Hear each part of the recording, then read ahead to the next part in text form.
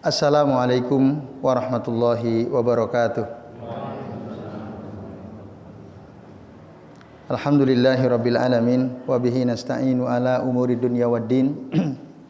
Wassalatu wassalamu ala asrafil anbiya'i wal mursalin wa ala alihi wa ashabihi wa man tabi'ahum bi ihsanin ila yaumiddin.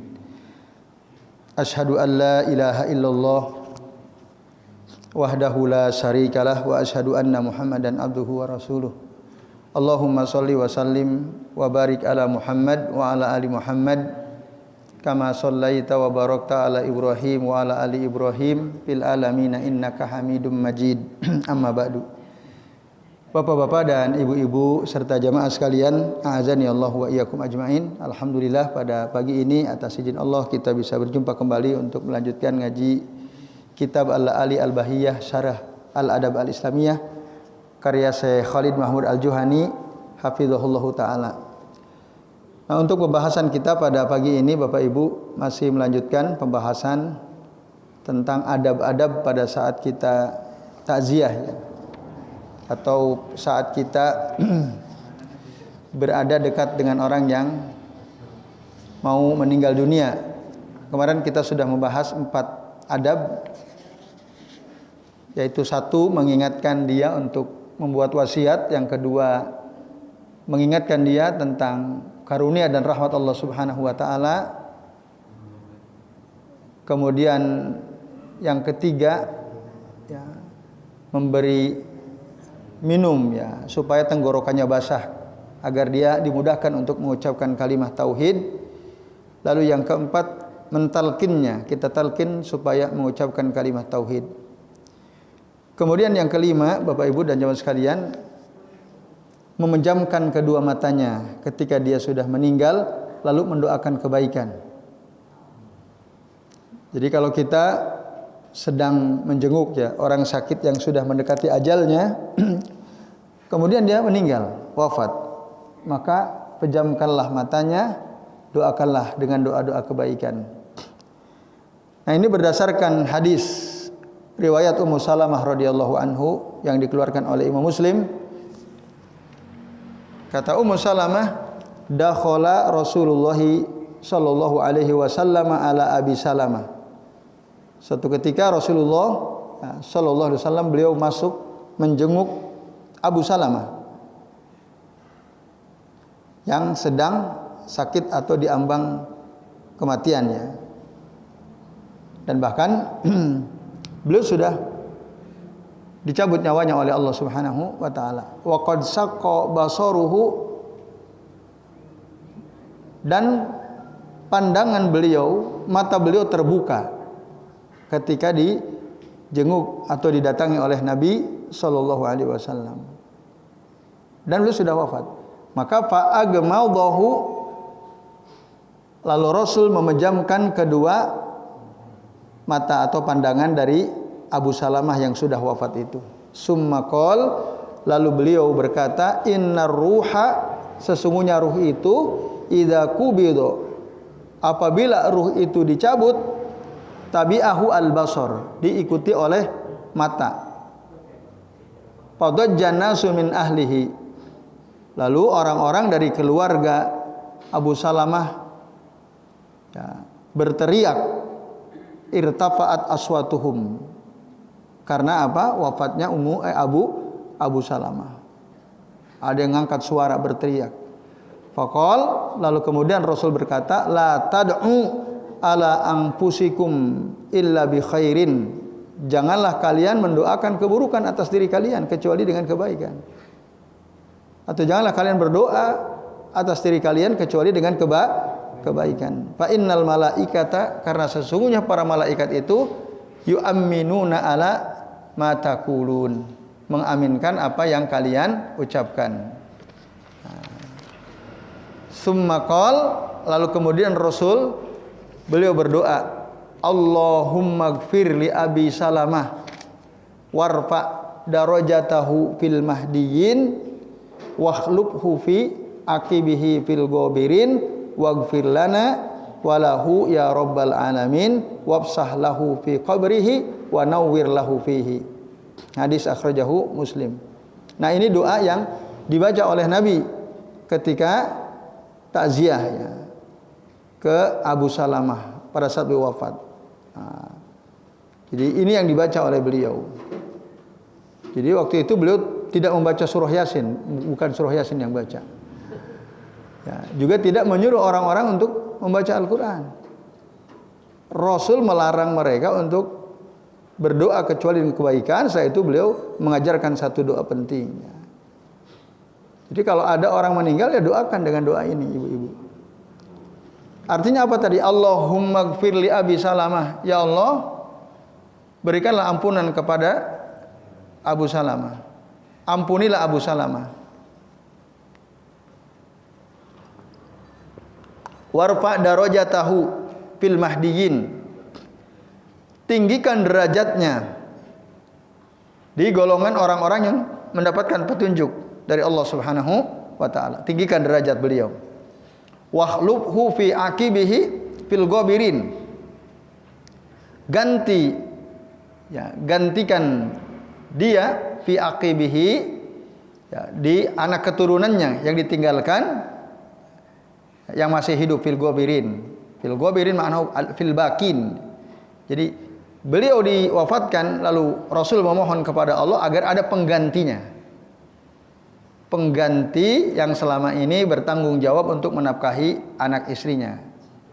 Fi aqibih, keturunannya, fil ghabirin yang masih hidup. Nah, waghfir lana walahu, ampunilah kami dan ampunilah dia, ya Rabbal alamin, duhai zat Rabb pemelihara semesta alam. Wafsah lahu fi qabrihi, lapangkan untuknya di kuburannya, wa nawwir lahu fihi, dan berikanlah cahaya kepadanya di dalam kuburannya. Nah, ini ibu-ibu dan bapak-bapak, ya, doa yang seharusnya kita ucapkan ketika kita bertakziah. Gitu. Jadi kalau kita bingung apa ya yang saya baca waktu saya takziah, ada teman saya, keluarga saya, saudara saya meninggal dunia, ini yang dibaca. Maka ini perlu dihafalkan Bapak Ibu. Ya, saya ulangi ya. Walaupun tentu nanti prakteknya ada perubahan karena konteksnya kan ini Abu Salamah ya. Abu Salamah. Berarti kalau teman kita Papa Ijo misalnya, jangan Allahumma gfirli Abi Salamah, namanya Papa Ijo. Nah, jadi ada yang perlu dirubah ya.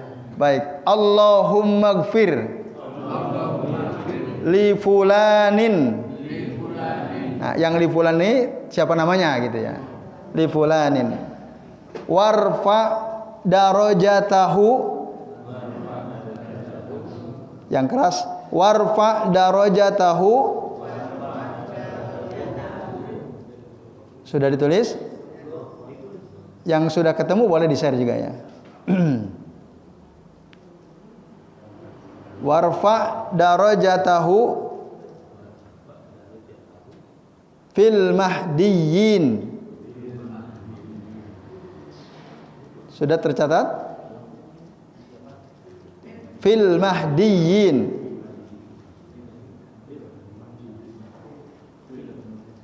Fil mahdiyin. Wakhlufhu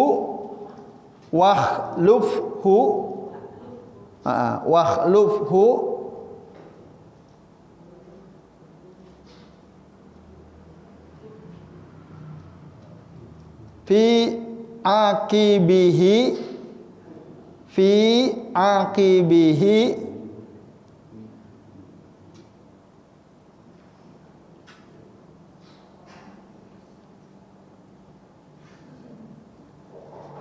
Sampun tercatat Bapak Ibu? Fil gobirin. Fil gobirin.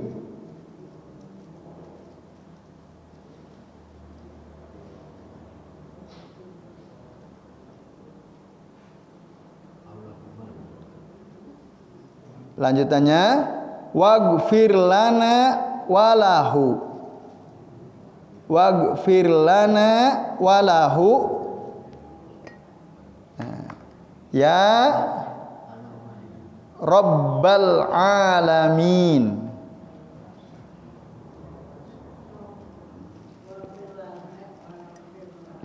Waghfir lana walahu ya Rabbal alamin.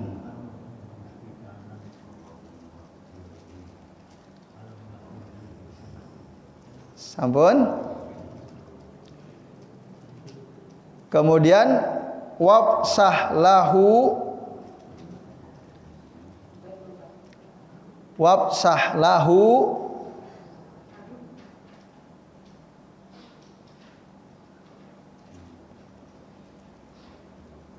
fi qabrihi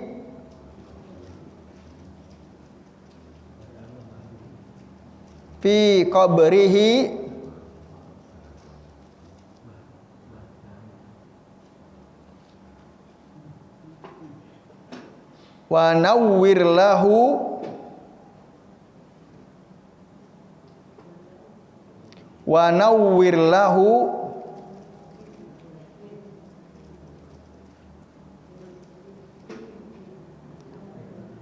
fihi wa nawwir lahu fihi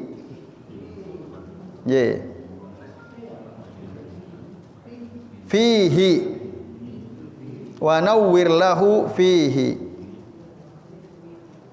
ya.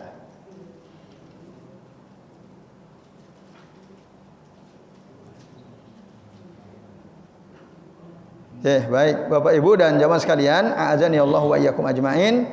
Itulah doa yang dibaca oleh Nabi ketika beliau takziah saat wafatnya sahabat Abu Salamah. Dan doa Nabi mustajab, dikabul Bapak Ibu. Akhirnya ketika Abu Salamah meninggal dunia, ada penggantinya enggak? Ada. Siapa penggantinya? Rasulullah SAW. Langsung ya, setelah beliau wafat, isinya Ummu Salamah setelah habis masa iddahnya tentu saja itu diganti. Yang menggantikan Abu Salamah Nabi sendiri ya. Ini Bapak Ibu dan Yusuf. Jadi ada kalimat wakhlubhu fi aqibihi fil ghabirin. Ya, mudah-mudahan Bapak Ibu dan jamaah sekalian kita bisa mengamalkan ya ilmu ini, kita catat, hafalkan, lalu diamalkan, lalu juga kita sampaikan kepada orang lain ya. Ketika ada orang bertanya apa sih doa yang kita baca waktu kita takziah, ya ini diantaranya. Nah ini Bapak Ibu dan hadirin sekalian, rahimani wa rahimakumullah. Nah, maka kesimpulan penting dari hadis ini, yang pertama, hadis ini menunjukkan adab yang seharusnya dilakukan oleh seseorang yang berada di dekat orang yang baru saja meninggal dunia. Nah, maka yang perlu dilakukan apa tadi? Menutup kedua matanya. Gitu. Itu yang pertama. Dan setiap orang yang meninggal pasti akan terbuka matanya, terbelalak pasti. Karena tadi ketika ruh dicabut itu yatba'uhu al-basar, diikuti oleh mata, pandangan, maka tutup. Dia akan terbelalak. Nah, itu adab yang pertama, ditutup matanya, Bapak sekalian. Yang kedua, istihbabud du'a bil khair inda al-mayyiti. Dianjurkan mendoakan kebaikan di sisi si mayit. Nah, di antara doa yang ada dalam riwayat sahih ya, dikeluarkan oleh Imam Muslim dalam kitab sahihnya adalah doa ini tadi. Nah, sekaligus juga mendoakan keluarganya, anak keturunannya. Jadi bukan hanya si mayitnya, tapi juga kita mendoakan kebaikan untuk keluarga yang ditinggalkan. Karena tadi mengatakan wakhlubhu fi aqibihi fil ghabirin. Nah, ini menunjukkan doa untuk keluarga yang ditinggalkan.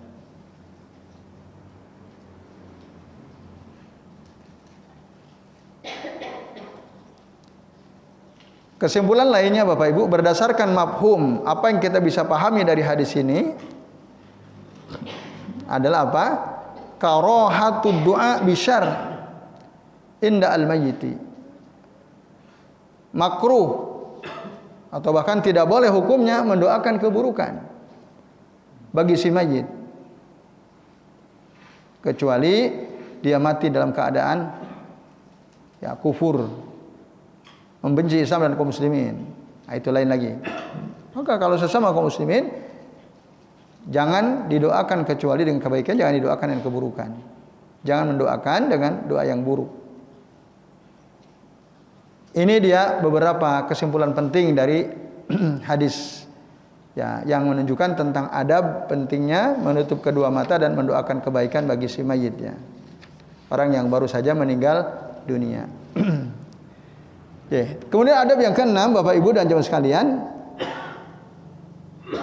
ya, mengikat rahang dengan lembut ya, rahang si mayat. Ya, si mayit ketika sudah ditutup kedua matanya, ikat rahangnya supaya mulutnya tidak terbuka, tidak mangap. Nah, itu. Ini berdasarkan hadis dari Aisyah radhiyallahu anha. Kata beliau, anna Rasulullah sallallahu alaihi wasallam qol, bahwasannya Rasulullah sallallahu beliau bersabda, kasru azmil mayyiti ka kasrihi hayyan. Ya. Mematahkan kasru azmi, mematahkan tulang si mayyit al-mayyiti ka kasrihi hayyan, seperti kita mematahkan tulangnya ketika masih hidup. Nah, ini Bapak Ibu. Maksudnya, ya, kalau kita berbuat kasar kepada si mayit, kepada orang yang sudah mati, itu nggak boleh, gitu. Karena kalau kita berbuat kasar, sama saja kita berbuat kasar kepada dia saat dia masih hidup. Jadi, mayat seorang Muslim harus diperlakukan dengan baik, dengan lembut sebagaimana kita memperlakukan dia ketika masih hidup. Gitu. Kalau kita kasar, mungkin ada yang patah. Nah, itu dosa. Sebagaimana dosanya kita mematahkan tulang orang yang masih hidup. Nah, oleh karenanya dijelaskan oleh Nabi ya, bahwa mematahkan tulang si mayit itu seperti kita mematahkan tulang orang yang masih hidup. Nah, ini Bapak Ibu menunjukkan bahwa Islam itu memuliakan manusia baik ketika masih hidup maupun ketika sudah mati. Ta'zimul Islam lil insani hayyan wa mayyitan. Dalam Islam orang baik masih hidup ataupun sudah mati harus dimuliakan, diperlakukan dengan baik. Nah, ini Bapak Ibu dan jamaah sekalian, a'azanillahu wa iyyakum ajmain.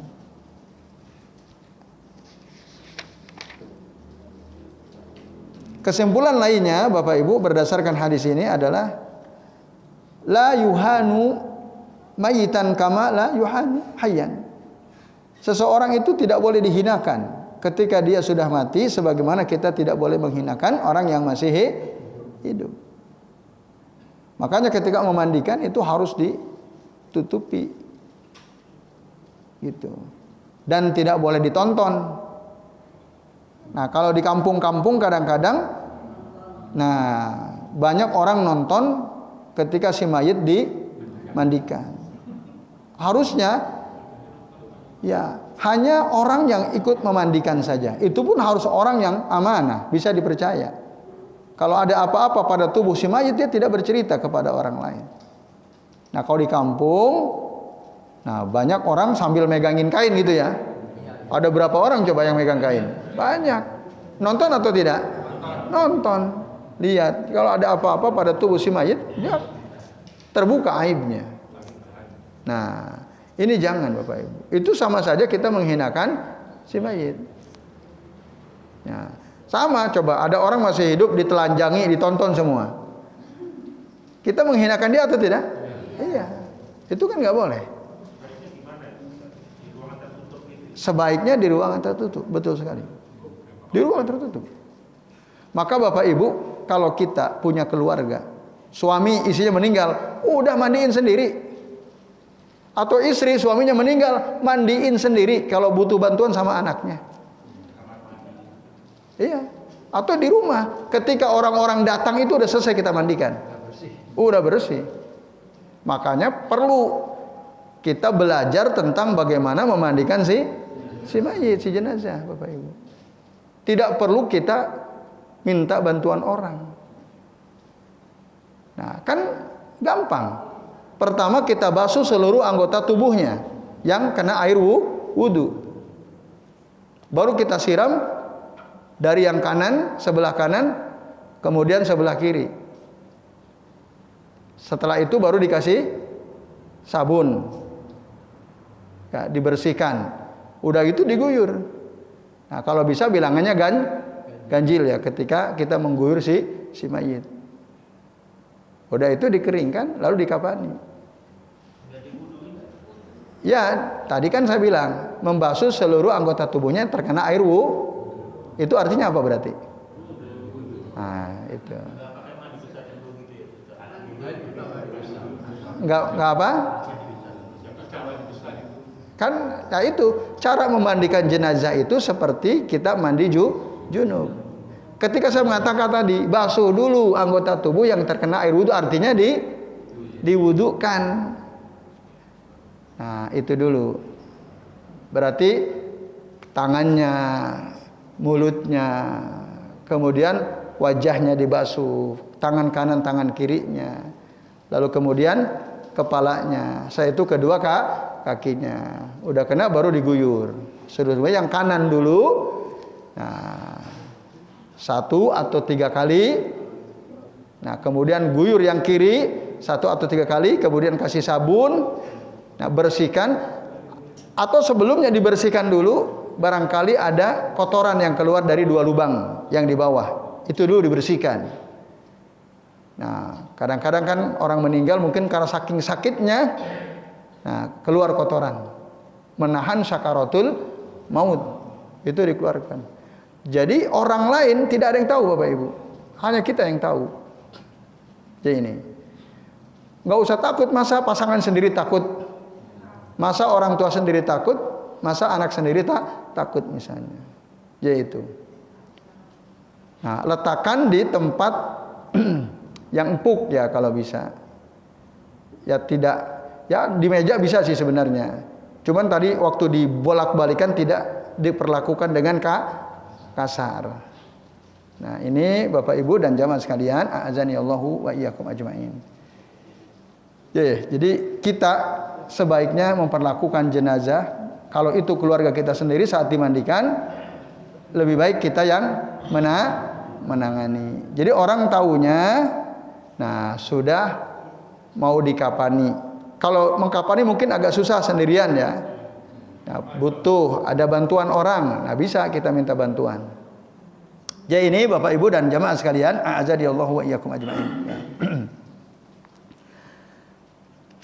Jadi jangan menghinakan ya orang, baik ketika dia sudah mati, mau seperti kita tidak boleh menghinakan seseorang ketika masih hidup. Nah, ini diantara kesimpulan dari hadis Aisyah tadi. Hadis ini disebutkan oleh Abu Daud dalam kitab Sunannya dan beliau mengatakan hadis ini hasan.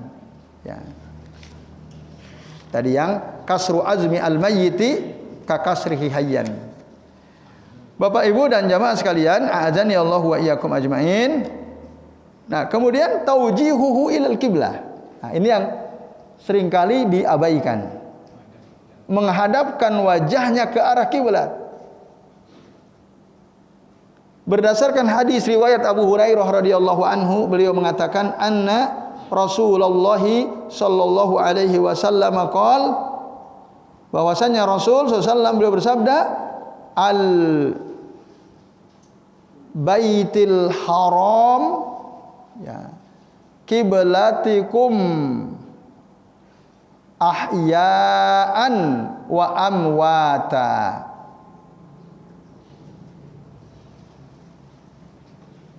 Bapak Ibu dan jamaah sekalian, a'adzani Allah wa iyyakum ajmain. Wallahu alam. Ini kenapa majrur ya, tiba-tiba al baitil harami. Nah, di sini saya Khalid Mahmud Al-Juhani tidak menerangkan. Dalam bahasa Arab satu kata isim itu kalau tidak ada perangkat yang mempengaruhinya maka dia bunyinya al-baitu ya harusnya. Ini tiba-tiba al-baitil haram. Dan afwan kami belum sempat ya membaca keterangan dari ulama yang lain atau dari kitab lain kenapa kok langsung al-baitil harami ya. Harusnya kan al-baitul haramu. Nah, lalu juga kiblatikum. Harusnya juga kiblatukum harusnya. Tapi ini kiblatikum. Kalau ahya wa amwata mansub karena dia sebagai hal. Ya, wallahu alam ya. Ini artinya perlu telusuri ya penjelasan ulama yang lain yang memperhatikan struktur kalimat ya dalam hadis Nabi ini. Kenapa kok tiba-tiba majrur ya kasrah? Naam. Sementara nah ini yang dikatakan oleh Nabi. Al-baitil harami kiblatikum ahya'aw wa amwata. Baitul haram itu adalah kiblat kalian. Baik dalam keadaan masih hidup maupun ketika sudah mati. Nah, berdasarkan hadis ini Bapak Ibu, Syekh Khalid Mahmud Al-Juhani mengatakan dianjurkan menghadapkan wajah si mayit ke arah kiblat. Sejak kapan? Sejak habis dikafani sampai nanti dikubur. Dan ya, dalam keterangan yang lain bertumpu pada bagian tubuhnya yang sebelah kanan. Supaya bisa diperlakukan seperti itu, maka di manakah posisi kepala si mayit itu? Supaya wajahnya bisa menghadap ke arah kiblat dan bertumpu pada bagian tubuh yang sebelah kanan.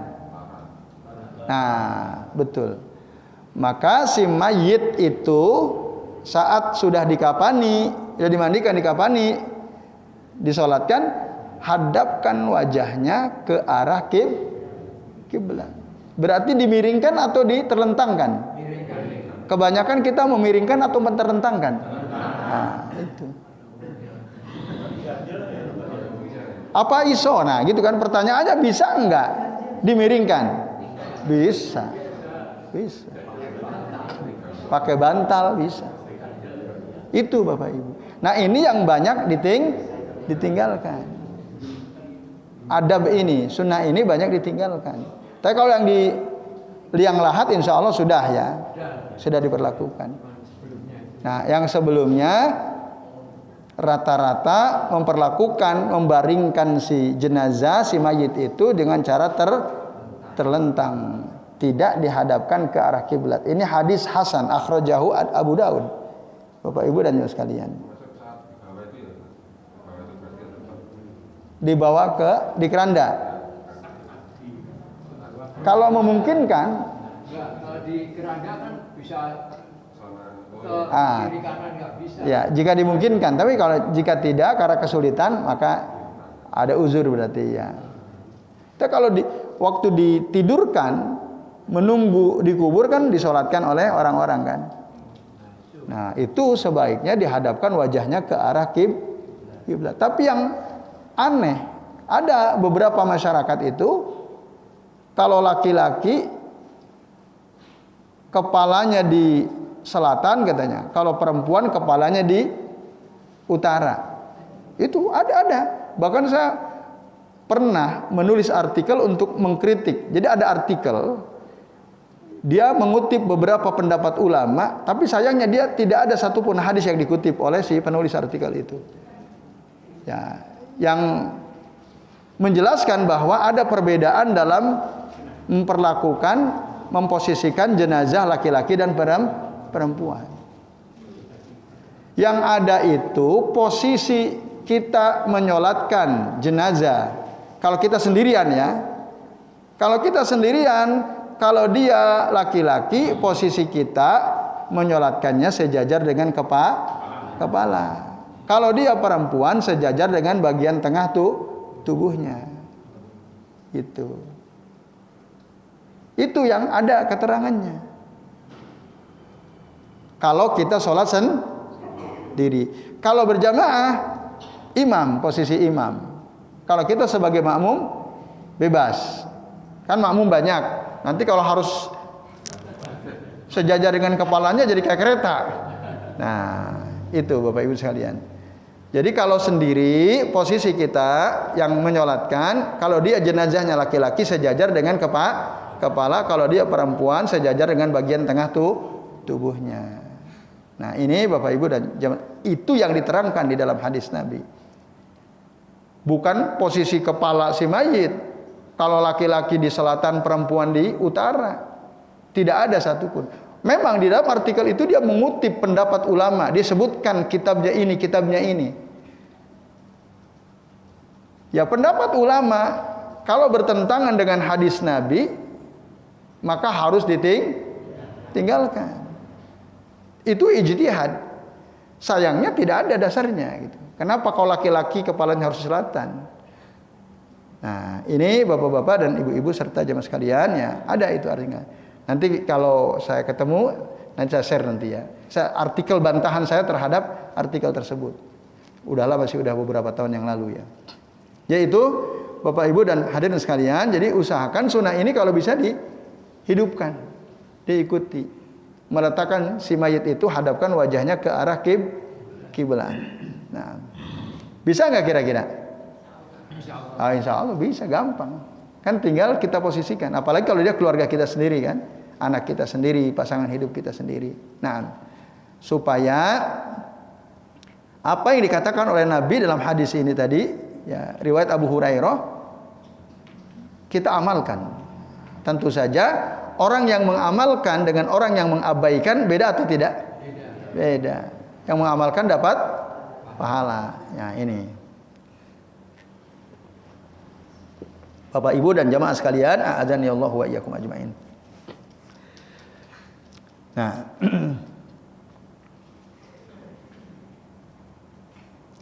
kemudian hadis berikutnya atau adab yang ke-8 ya, tadi ke-7, menghadapkan wajahnya ke arah kiblat. Yang ke-8 tajriduhu min siyabihi, melepas pakaiannya. Ketika kita memandikan si jenazah, dilepas seluruh pakaiannya, hanya saja tadi ya kemaluannya ditutupi pada saat kita memandikan si jenazah tersebut. Nah, ini berdasarkan hadis Aisyah radhiyallahu anha. Beliau mengatakan, qalat lamma aradu ghuslan nabiyyi sallallahu alaihi wasallam qalu. Ketika para sahabat mau memandikan jenazah Nabi sallallahu alaihi wasallam, mereka bertanya-tanya, wallahi ma nadri anu jarridu Rasulullah sallallahu alaihi wasallam min siyabihi kama nujarridu mautana. Demi Allah, kami enggak tahu nih, apakah kita lepaskan seluruh pakaian Rasul sallallahu alaihi wasallam, melepaskan Rasul dari seluruh pakaiannya, kama nujarridu mautana, sebagaimana kita melepaskan seluruh pakaian orang yang mati di antara kami. Jadi Nabi dulu mengajarkan kepada sahabat ketika memandikan jenazah, lepas semua pakaiannya. Nah, itu mereka sudah tahu itu. Maka mereka mengatakan kama nujarridu mautana min siyabihi. Lalu apakah Nabi juga dilepaskan seluruh pakaiannya? Am nagsiluhu alaihi siyabuh, atau kita mandikan jenazah beliau, nah, dalam pakaiannya, tidak dilepaskan pakaiannya. Nah, ini karena mereka memuliakan Nabi SAW. Falamma ikhtalafu ketika mereka berselisih, tadi kan mereka dalam kebingungan ini, apakah kita buka baju Nabi atau tidak? Kalau kita meninggal, kita buka, kita sudah tahu itu. Maka mereka katakan kama nujarridu mautana. Nah, ketika mereka berselisih tentang bagaimana cara memandikan Nabi, alqallahu alaihim an-nauma. Allah, Bapak Ibu, ya, menjadikan mereka tertidur. Semua sahabat. Alaihim di sini. Alqallahu alaihim an-naum. Allah menjadikan para sahabat itu tidur. Hatta ma minhum rajulun illa wazaqnuhu fi sadri. Nah, ini kejadian istimewa. Sampai tidak ada seorang pun dari mereka kecuali zaqnuhu fi sadrihi. Dagunya ini nempel ke dadanya. Gini, tertidur semua. Sahabat semua tertidur jadi. Oleh Allah dijadikan mereka tertidur. Summa kallamahum mukallimun min nahiyati al-bait la yadruna man huwa. Kemudian ada yang berbicara dari salah satu sisi rumah Rasul dan mereka nggak tahu la yadrun man huwa. Siapa yang ngomong itu siapa? Nah, itu. Tentu saja malaikatnya menyampaikan kepada mereka bagaimana cara memandikan jenazah Nabi sallallahu alaihi wasallam. Apa yang diucapkan oleh suara itu? Anigsilun nabiyya sallallahu alaihi wasallam wa alaihi siyabuh. Mandikanlah jenazah Nabi dan dalam pakaiannya. Tidak dicopot pakaiannya. Ini khusus untuk Nabi sallallahu alaihi wasallam. Faqamu, maka akhirnya mereka bangun dari tidurnya itu, bersegera menuju ila Rasulullah sallallahu alaihi wasallam, faghasaluhu, lalu memandikan Nabi, wa alaihi qamisuhu, dan beliau menggunakan pakaian. Yasubunal ma, menuangkan air ke jenazah Nabi, fauqal qamis, di atas, menuangkan air di atas pakaian Nabi sallallahu alaihi wasallam. Yudallikunahu bil qamis duna aidihim, lalu mereka menekan-nekan, ya, seperti memijat-mijat tubuh Nabi yang masih berpakaian ketika dimandikan. Dan memang sebaiknya ketika kita memandikan si mayit diusap agak ditekan gitu ya. Nah, ini ditadlik ya, seperti kita memijat gitu ya. Wa kanat Aisyah radhiyallahu anha taqul ya.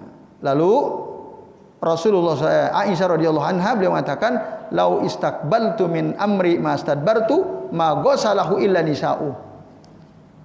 Seandainya aku bisa kembali, kata Aisyah, kepada apa yang aku tinggalkan, maka niscaya tidak akan ada yang memandikan jenazah Rasul kecuali istri-istrinya. Tapi sudah terlanjur, jenazah Rasul dimandikan oleh para sahabat. Jadi Aisyah berangan-angan, andai kata bisa kembali, maka istri-istrinya lah yang akan memandikan. Berapa istri Nabi waktu itu? 9. Kan bisa dimandikan bersama-sama. Jadi nggak keberatan karena ada 9 orang. Nah, kalau Pak Bambang berapa orang? Kalau antum meninggal dunia mandikan antum. 1 orang Pak Bambang ya. Walaupun punya rencana mau 2 Pak Bambang ya. Ya kita doakan insya Allah semoga berhasil Pak Bambang ya. Nah, ini bapak-bapak dan ibu-ibu serta jamaah sekalian, yaitu ya cara memandikan jenazah Nabi. Tapi kita umatnya beliau dimandikan, dilepas seluruh pakaiannya gitu. Kalau Nabi tidak, berbeda. Nah, perbedaan antara memperlakukan jenazah Nabi dengan jenazah kita selaku umatnya. Nah, ini Bapak Ibu dan hadirin sekalian, a'azanillahu wa iyyakum ajmain. Maka kesimpulan dari hadis ini tata cara memandikan ya Bapak Ibu, disyariatkan mencopot seluruh pakaian si jenazah ketika kita memandikan. Ditajrid, tajrid itu dicopoti semua. Wa yajuzu lil mar'ati ya taghsilu zaujiha. Boleh wanita memandikan jenazah suaminya sebagaimana Aisyah radhiyallahu anha. Atau sebaliknya, boleh laki-laki memandikan jenazah istrinya. Walaupun Abu Hanifah mengatakan tidak boleh, tapi jumhur mengatakan boleh. Apa alasan Abu Hanifah kok enggak boleh suami memandikan jenazah istri atau istri memandikan jenazah suami? Kata Abu Hanifah, karena mereka sudah cerai. Mereka sudah bercerai. Namanya cerai. Karena sudah bercerai, tidak boleh memegang auratnya, melihat auratnya. Nah, tapi pendapat Abu Hanifah itu terbantahkan oleh hadis ini. Hadis Aisyah ini. Nah, maka jumhur mengatakan boleh. Walaupun benar memang udah bercerai. Tapi ya dibolehkan secara syariat. Sebagaimana tadi dikatakan oleh Aisyah radhiyallahu anha, "Lau istaqbaltu min amri mastadbartu ma ghasalahu illa nisa'u." Nah, ini menunjukkan bahwa pasangan hidup itu boleh memandikan istrinya atau suaminya. Nah, ini Bapak Ibu ya. Jadi ibu-ibu apabila suami panjenengan meninggal dunia, mandikan aja sendiri. Atau bapak-bapak apabila suami istrinya meninggal dunia, maka dimandikan sendiri Bapak Ibu. Bisa, masih bisa. Nah, ini. Itu. Kemudian yang ketiga, hadis ini menunjukkan azimu makanatir rasuli sallallahu alaihi wasallam inda rabbih subhanahu wa ta'ala. Keagungan kedudukan Nabi di sisi Allah, Tuhan Allah subhanahu wa ta'ala. Sehingga Allah menyuruh para sahabat memandikan jenazah Nabi tanpa dilepaskan pakaiannya. Nah, ini menunjukkan keagungan kedudukan Rasulullah Shallallahu Alaihi Wasallam. Nah, ini Bapak Ibu dan hadirin sekalian, a'azani Allahu wa iyyakum ajmain. Nah, kemudian yang terakhir, menutupinya dengan kain. Ya. Seluruh tubuhnya ketika sudah dimandikan, ya, kecuali orang yang meninggal dunia dalam keadaan ihram, lagi ihram, haji atau umroh, qadarullah meninggal, itu kan, ada itu orang Indonesia waktu haji atau umroh itu, satu bis itu mengalami kecelakaan perjalanan dari Madinah ke Makkah. Ada pejabat juga waktu itu yang ikut meninggal dalam kecelakaan tersebut. Nah, mereka sedang ihram dari mikot ya. Mikot itu ada mikot makani, berarti kalau dari Madinah di Bir Ali, Zulhulaifah menuju ke Makkah untuk melaksanakan ibadah umroh, kecelakaan. Maka, nah, kalau orang yang meninggalnya dalam keadaan ihram, tidak ditutup wajah dan kepalanya. Fala yughot tawajhuhu wa ra'suh, tidak ditutup. Berdasarkan hadis dari riwayat Abdullah bin Abbas radhiyallahu anhuma, beliau mengatakan, bainama rajulun waqifun bi Arafah, ketika ada seseorang berdiri di Arafah di atas hewan tunggangannya, id waqa'a an rahilati, tiba-tiba dia terjatuh dari untanya, fawaqasathu, lalu karena untanya kaget, nah, menginjak si sahabat itu, diinjak, fawaqasathu au qasathu, sampai meninggal dunia dalam keadaan pakai kain ihram. Nah, lalu kata Nabi, igsiluhu bima'in wasidrin, mandikan dia dengan air dan dengan daun sidr ya. Kalau kita ya daun sidr itu untuk supaya bersih gitu ya. Kalau kita biasa pakai sabun. Untuk apa? Li izalati al-wasakh war raihal kariha. Tujuannya untuk menghilangkan kotoran atau bau yang tidak sedap. Gitu. Dimandikan dengan air dan sidr tadi. Setelah itu apa? Wa kaffinuhu fi saubain. Karena ini khusus untuk orang yang ihram. Dan kafani dia dengan 2 kain saja. Kalau normal laki-laki dikafani dengan 3 lembar kain kapan. Kalau perempuan dengan 5 kain kapan. Kalau normal. Tapi jika sedang ihram, ini khusus laki-laki. Kalau perempuan ihram atau tidak dengan ihram, nah sama. Kecuali mungkin wajahnya ya, wajahnya. Karena wanita ketika ihram yang wajah terlihat, tidak ditutup dengan niqab ya. Itu harus terlihat. Nah, kalau laki-laki kepala dan wajahnya tidak ditutup. Jadi kafani hanya dengan 2 kain saja kalau meninggal dalam keadaan ihram. Wala tuhannituhu, dan jangan dikasih ya minyak wangi. Karena ketika ihram kita dilarang pakai minyak wangi. Enggak boleh kasih wangi-wangian maksudnya. Wala tuhannituhu wala tukhammiru ra'sahu, dan janganlah kalian tutupi kepalanya. Fa innahu yub'asu yaumal qiyamati mulabbiyan, karena kelak dia akan dibangkitkan oleh Allah pada hari kiamat dalam keadaan bertalbiyah. Labbaik Allahumma labbaik, labbaik la syarika lak, innal hamda wan ni'mata laka wal mulku la syarika lak. Itu nanti waktu bangkit di hari kiamat ada orang-orang yang bertalbiyah. Nah, itu adalah mereka yang meninggal ketika sedang ihram.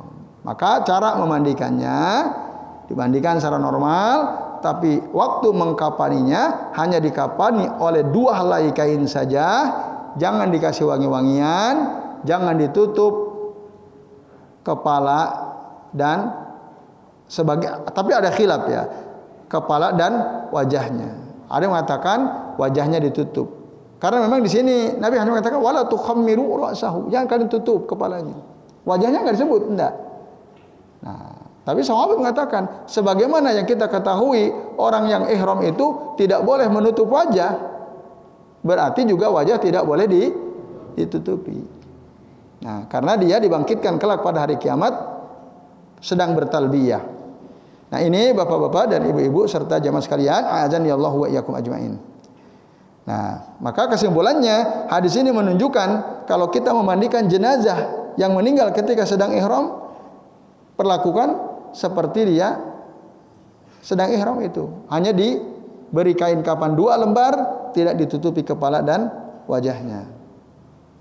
Yang kedua, hadis ini menunjukkan anjuran untuk memperhatikan kebersihan si mayit. Nah, karena tadi Rasul menyuruh mandikan dia dengan air dan daun sidr. Ada yang mengatakan daun bidara, ya, sejenis daun bidara atau sejenis daun salam, sidr itu. Nah, ini kemudian yang terakhir, Bapak Ibu, kesimpulan lainnya afwan. Nah, al-ma'u idza khalatahu tahirun fa innahu yabqa tahiran bi dzatihi mutahhiran li ghairihi.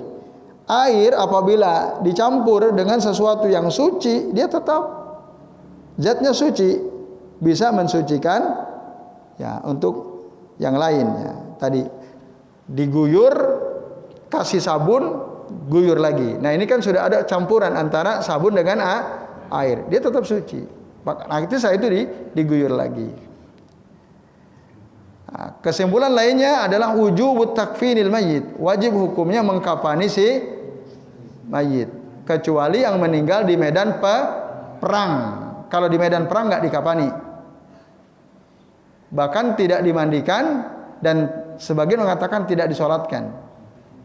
Kalau orang mati di medan perang, dikuburkan sebagaimana dia meninggal keadaannya, tidak perlu dimandikan, ya gitu, dan tidak disolatkan. Sebagian mengatakan seperti itu, tapi sebagian lain mengatakan disolatkan. Ada 2 riwayat ya tentang memperlakukan orang yang meninggal di medan perang, ya sekalian. Kemudian kesimpulan yang terakhir, tahrimu taghtiyati ra'sil mayyitil muharram wal wajh lil unsa. Haram menutup kepala si mayit yang sedang ihram dan menutup wajah bagi perempuan. Itu jangan ditutup wajahnya. Nah, ini keterangan dari Syekh Khalid Mahmud Al-Juhani ya, ketika menerangkan hadis yang disampaikan Nabi bagaimana kita memperlakukan jenazah orang yang meninggal dalam keadaan ihram. Ya, baik ibu-ibu dan bapak-bapak serta jamaah sekalian, a'zanillahu wa iyyakum ajmain. Nah, sementara ini dulu yang kita bisa bahas, insyaallah nanti kita sambung lagi di pekan yang akan datang. Sebelum kami akhiri, Bapak Ibu, barangkali ada yang mau bertanya, ya kami persilahkan sebelum diakhiri. Adakah pertanyaan? Ya silakan Bu. Assalamualaikum warahmatullahi wabarakatuh.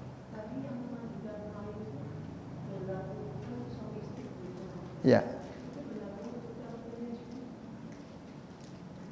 Maksudnya orang tua memandikan anak-anaknya atau anak-anaknya memandikan? Iya, bisa. Kalau enggak pasangan hidupnya, anaknya bisa memandikan. Jadi itu Bu. Daripada orang lain lebih baik keluarganya sendiri. Jadi itu bisa anak memandikan bapaknya atau ibunya yang sudah meninggal. Maka ajarin Bapak Ibu. Anak-anak kasih tahu. Nanti nak, kalau ibu atau bapak meninggal, tolong kamulah yang memandikan. Baik laki-laki maupun perempuan. Ya kalau misalnya punya anak perempuan yang meninggal ibunya, tentu lebih utama yang memandikan anak perempuannya. Jika punya anak perempuan. Apa Bu? Kalau?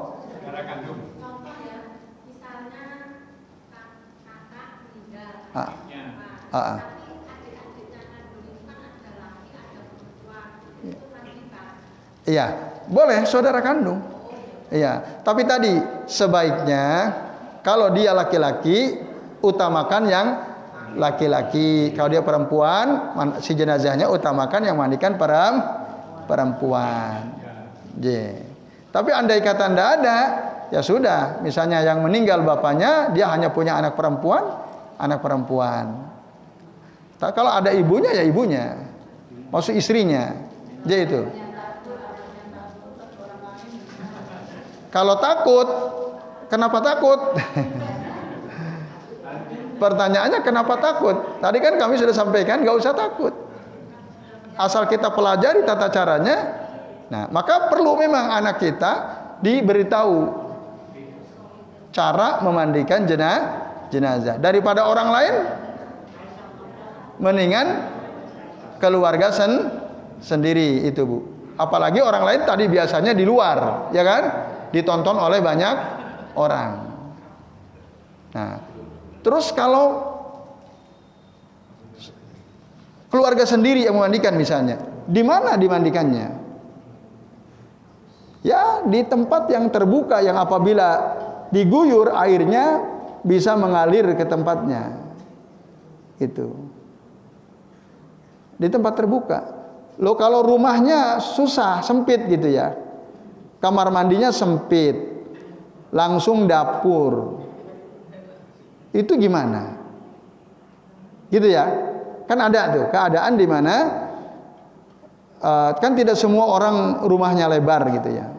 Nah, dalam keadaan seperti itu, ya sebelum tadi diumumkan kepada orang, ya lebih baik mandiin dulu. Saya punya tetangga gitu Bu. Jadi ibunya meninggal dunia.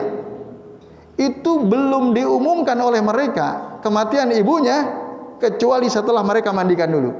Mereka kapani dulu. Anaknya 4, laki-laki 2, perempuan 2. Karena mereka sudah ngaji ya.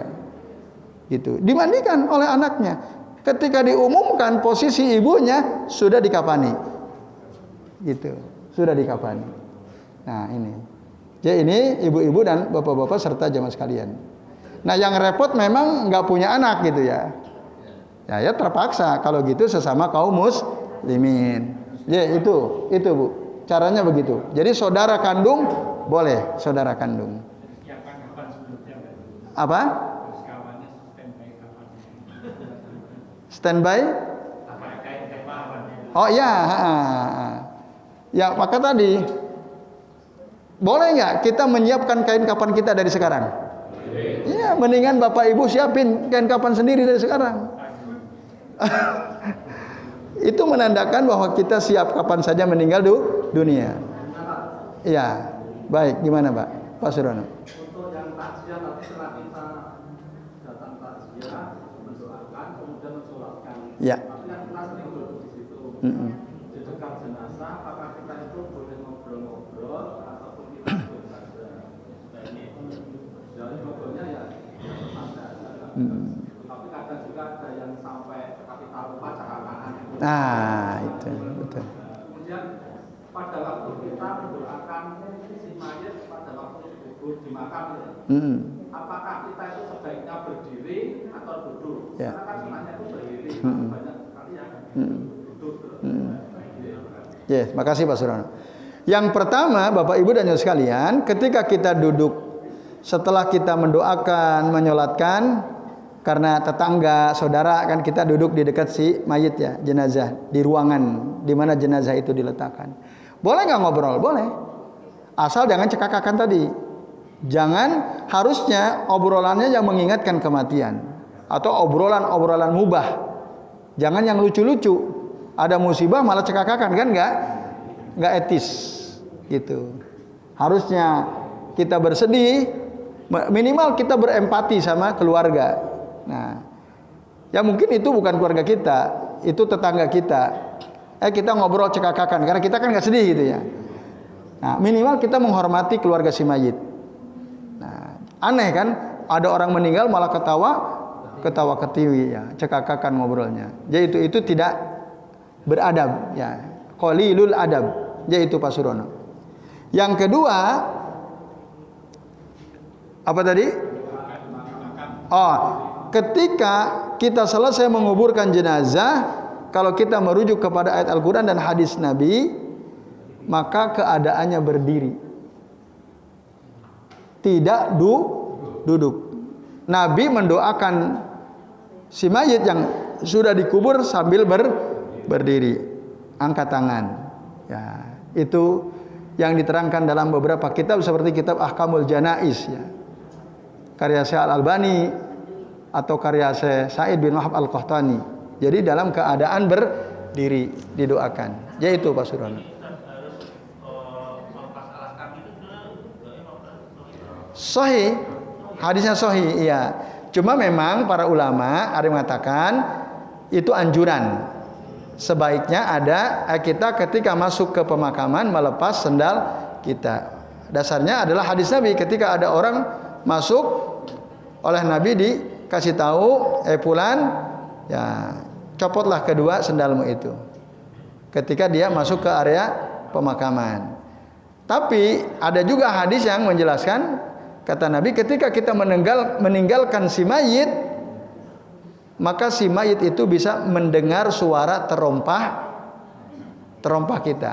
Berarti kalau mendengar suara terompah, pakai sendal atau tidak? Pakai. Nah, ini hadis yang memalingkan dari ya hukum harus menjadi anjuran. Gitu. Andai kata harus melepas, maka dalil yang tadi dia bisa mendengar suara terompah kalian itu tidak mungkin ada. Gitu. Nah, ketika Nabi mengatakan seperti itu, yang maknanya tadi ya, ketika kita meninggalkan si jenazah, si mayit di kuburannya, dia bisa mendengar suara terompah kita. Ini mengisyaratkan bahwa berarti bisa saja terjadi. Tapi di sisi lain Nabi melarang orang ya masuk ke area perkuburan dengan menggunakan sendal. Nah, maka ini jadi hukumnya anjuran, mustahab. Yang memalingkan wajib mencopot adalah hadis tadi. Ya, bahwa ketika kita meninggalkan si mayit, dia bisa mendengar suara terompah kita. Jadi itu Pak Singgi. Lebih baik kita buka, wallahu a'lam bishawab. Nah, ya. Kalau upacara pemberangkatan jenazah itu sebenarnya boleh atau ada atau tidak? Biasanya gimana? Di ini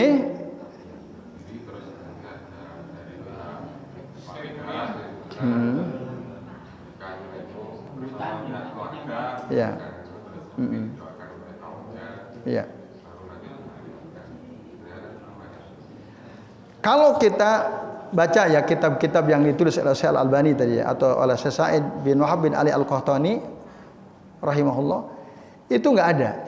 Ya, upacara pemberangkatan itu tidak ada. Ada ketika meninggal langsung dimandikan, dikafani, disolatkan, setelah itu segera diberangkatkan ke kuburan. Kapan didoakannya? Saat takziah, saat menyolatkan, saat setelah dikuburkan. Dalam upacara biasanya sebelum berangkat kan didoakan dulu. Nanti di kuburan doakan juga. Doanya sama itu juga. Nah, itu iya kan? Doanya orang iskaumnya itu, yang hafal ya itu ya, cuman itu yang dibaca kan. Nah, pengulangan. Nah, sebenarnya setelah disolatkan udah rampung semua, langsung dibawa. Adapun tadi misalnya ada rois kaum atau tokoh gitu ya,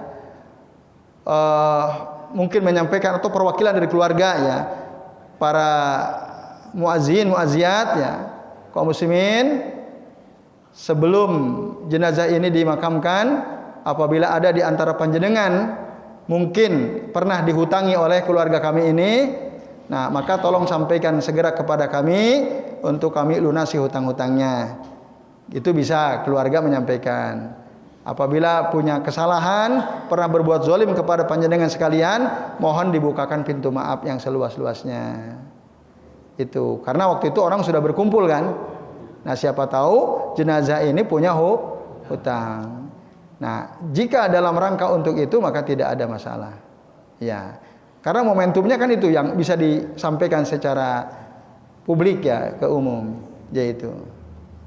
Nah, adapun doa ya tinggal berangkat. Selesai. Nah, yaitu kalau kembali kepada riwayat dari Nabi apakah ada? Tidak ada sih sebenarnya.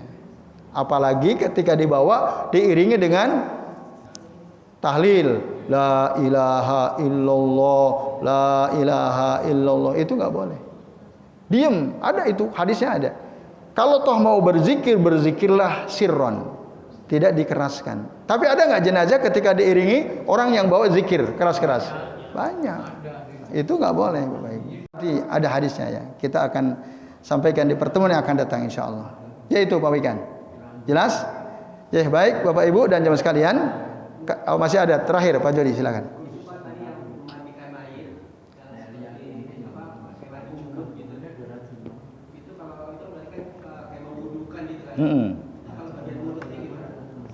Ya tinggal digosok giginya. Kalau ke hidung berarti dimasukin tangan yang memandikan ke hidungnya, mungkin ada upilnya atau apa, dibersihkan. Ya, dicebokin betul. Diguyur, kasih sabun, dicebokin, bersihin. Nah, kan kalau keluarga sendiri, pasangan sendiri kan kita nggak akan merasa jijik, iya kan? Nah, ditekan-tekan supaya keluar betul, ya, supaya maksimal keluar kotorannya. Nah itu makanya sebaiknya keluarga sendiri kalau bisa, kalau bisa, kalau nggak bisa, ajarin. Sejak sekarang itu Bapak Ibu kalau kita punya anak, nah nanti kalau Bapak Ibu meninggal, kamulah yang ngurusin jenazahku. Kain kafannya mana Pak? Ya beli sekarang ya.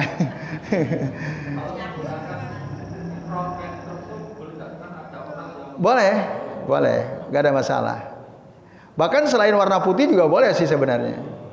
Cuman lebih utama ada hadisnya Nabi menganjurkan mengkafani dengan kain berwarna putih. Kain ihram kan putih warnanya, jadi boleh. Oke. Baik Bapak Ibu, semoga Bapak Ibu kita semua yang belum beli kain kafan segera beli. Nah, ya kan nggak mahal juga harganya. Mahal nggak kain kafan itu? Boleh. Yang pernah umroh, tapi dua nggak cukup, kan 3. Tinggal satu lagi. Ya. Baik, terima kasih atas perhatiannya. Semoga doa tadi bisa dihafalkan ya. Mari kita akhiri kajian kita pagi ini dengan doa kafaratul majlis. Subhanakallahumma wa bihamdika asyhadu an la ilaha illa anta astaghfiruka wa atubu ilaik. Wa sallallahu ala Muhammadin wa ala alihi wa sahbihi wa baraka wa sallama alaihim ajmain. Billahi taufiq wal hidayah. Wassalamu alaikum warahmatullahi wabarakatuh.